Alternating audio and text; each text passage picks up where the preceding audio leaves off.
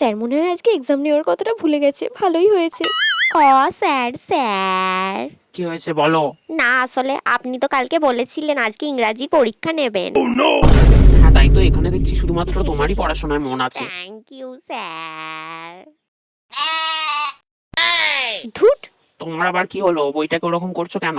না না স্যার, হাওয়াতে বন্ধ হয়ে গিয়েছিল। ও নাও নাও, তাড়াতাড়ি পড়ে নাও। এই ঢেমনিমুখী মেয়েটা স্যারের কাছে ভালো সাজার জন্য সবসময় এরকম করে। এই নাও, কোয়েশ্চেন পেপারগুলো নিয়ে নাও। হ্যাঁ স্যার। হ্যাঁ স্যার দিন। আজকের পরীক্ষাটা তো যা হোক করে হয়ে গেছে, এবার বাড়ি গিয়ে নিশ্চিন্তে ঘুমাবো। স্যার অনেকদিন তো অঙ্কের পরীক্ষা নেননি, কালকে অঙ্ক পরীক্ষা নিন না। না না স্যার, এখন তো অঙ্কের সিলেবাসই শেষ হয়নি, এখন আপনি কি করে পরীক্ষা নেবেন? আরে সিলেবাস শেষ হয়নি তো কি হবে, আর তো মাত্র একটাই চ্যাপ্টার বাকি আছে, ওই একটা চ্যাপ্টার বাদ দিয়ে আপনি বাকিগুলো পরীক্ষা নিয়ে নিন। হ্যাঁ ও তো ঠিকই বলছে, বাকিরা কেউ পড়াশোনা করতেই চায় না, একমাত্র ওই আমার ব্যাচে ভালো স্টুডেন্ট। Thank you sir. अबे साले।